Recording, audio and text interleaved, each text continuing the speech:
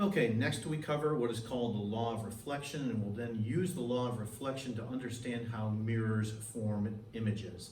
The law of reflection is a very simple geometrical relationship, but its basis comes from Huygens' principle. Okay, now at this point, what I want you to do is pause this lecture and then take a look at the reflection screencast video that I have posted for you in today's folder, where that screencast explains exactly how Huygens' principle is used to produce a reflected wave. Okay, now that you've watched that screencast, here's what it was that you saw in that screencast. So let's say that right here is a perfectly mirrored surface. It's a plane mirror, for example. In other words, it's a flat mirror.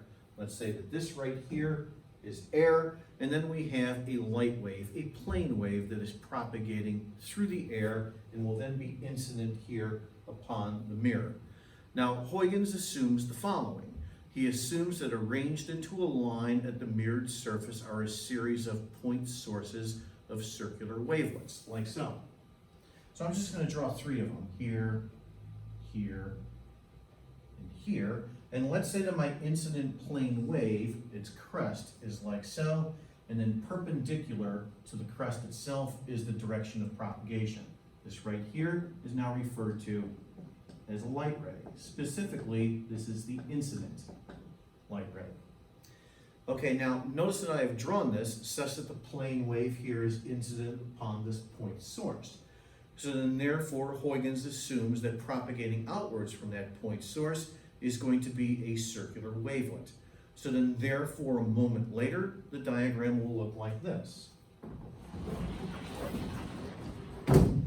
Okay, once again, here's my mirrored surface like so. I've got my 3 point sources that I've drawn like so. And let's say the incident wave from the top diagram has now propagated to here. However, on the top diagram, I drew it such that the incident wave was striking this point source. So then therefore propagating outwards from that point source is a circular wavelet, like so. Okay, and now, notice that I've drawn the incident wave striking this source right here. So then therefore, in the next diagram, a circular wavelet will begin to propagate outwards from this point, like so. All right, so once again, here are the 3 point sources that I'm drawing. Let's say that the incident wave is now propagated to here.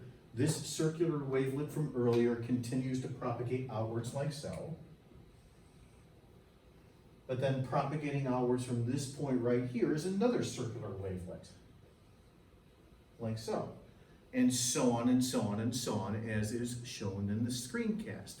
So ultimately you then end up with a reflected plane wave that is constructed from the constructive interference that occurs like so. And then the direction of propagation associated with this reflected wave, as you see in the screencast, is like this. This right here is the reflected light ray.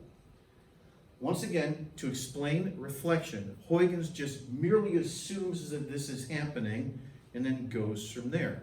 The beauty of Huygens' idea is that he's exactly right. We actually know what the point sources are. The point sources are loosely bound electrons associated with the atoms of a metal. And then propagating outwards from those loosely bound electrons as they're accelerated by the incident plane wave striking them are these electromagnetic circular wavelets.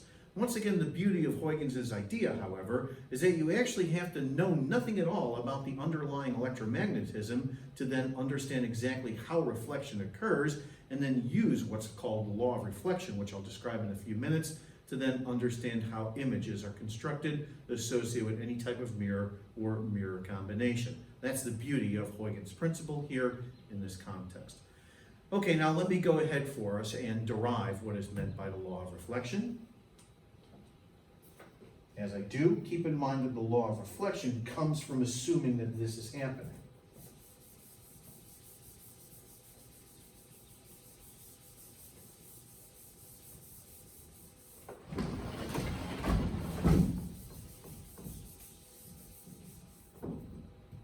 Okay, so now specifically the law of reflection. This forms the geometrical basis for the construction of images associated with any type of mirror. Okay, once again, let's say that right here is the mirrored surface, and then I have incident plane waves that are propagating in this direction like so. Okay, I'm going to go ahead and draw two of those incident plane waves. One here, and another one here. And then this distance here between the crests, that right there is the wavelength lambda. Okay, and then we have the incident light ray, which is drawn perpendicular to the wave crests themselves. That's drawn like this, where this right here is a right angle. And then I do form an angle here on this diagram, the angle that the incident wave crests make with respect to the mirrored surface. This right here is the mirrored surface. Okay, this angle here on the diagram is referred to as theta sub I. This is called the incident angle.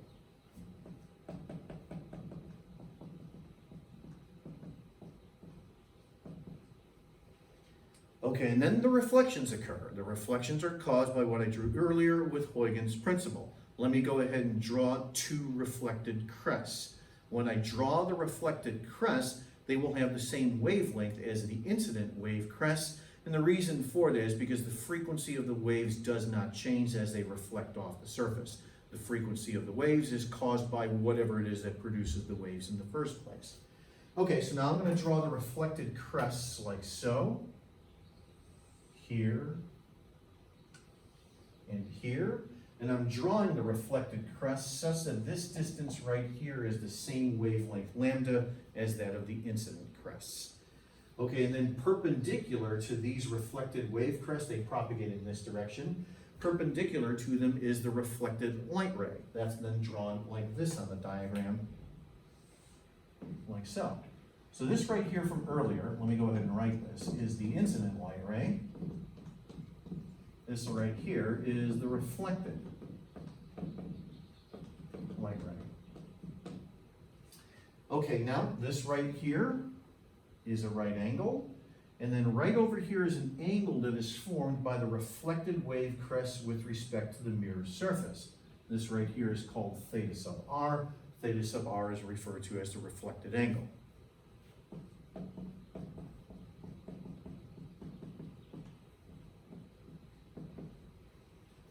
Okay, now take a look at this diagram carefully. Notice that there are two right triangles that are present. For example, there is a right triangle right here associated with the incident wave crest. Right here is the right angle. This side of the right triangle is equal to the wavelength lambda, and then I have right here the incident angle. And then I have a second right triangle, which is right here associated with the reflected wave crest. This right here is the right angle. This side of the triangle is the same wavelength lambda, and then right here is the reflected angle.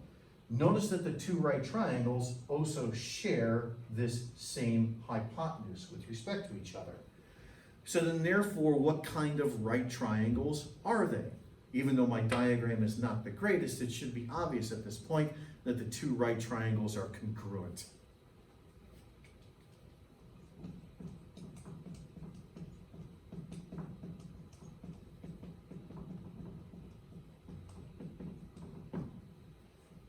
So if there are two congruent right triangles, what can you then say about theta incident and theta reflected? Obviously, they're the same thing. Therefore, theta incident is equal to theta reflected. This right here, very simply, is known as the law of reflection. Now, when it comes to actually drawing out the law of reflection, when we begin to construct mirrors, or images rather, associated with mirrors, we don't draw anything nearly as complicated as this. This right here is just used to derive for us the law of reflection, but at this point we dramatically simplify the diagram. We no longer bother to draw all the incident and reflected wave crests. Instead, we just draw the light rays themselves.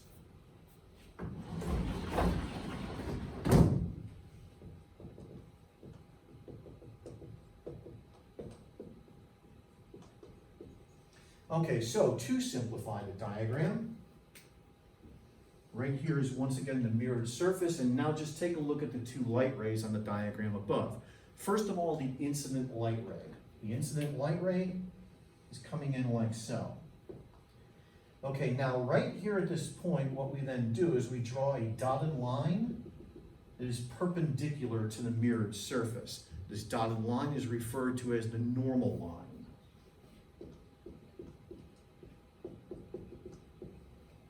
Okay, now, take a look at this angle right here. And then on the diagram above, right here is the incident light ray, right here is the normal line. The angle that I just indicated is this angle right here. If you futz around with the geometry on this diagram, you can show that this angle right here associated with the incident light ray is actually the same thing as the angle of incidence. This right here is the angle of incidence theta sub I. Okay, and then we have the reflected light ray on the diagram above. That's been drawn like this. And then take a look at this angle right here. On the diagram above, that angle is the following. Right here is the normal line like so, and then right here is the angle that I just indicated on the bottom diagram. This angle right here is the same thing as the angle of reflection. Once again, there's a couple of geometrical steps that are necessary to show this. Like so. And very simply, once again, the incident angle is equal to the reflected angle. Okay, before we go any further, it's important to realize the following. The two angles are not complementary. In other words, they don't add up to 90 degrees. They're just the same angle. So for example, if this is a 5-degree angle, and this is a 5-degree angle. This is a 10-degree angle, and this is a 10-degree angle, and so on and so on. Simple as that. That is what is known as the law of reflection. Okay, I'm going to go ahead and pause actually this video right here, and then we'll go ahead and take a look at the construction of an image associated with the simplest type of mirror in the next video. That will be for a plane mirror.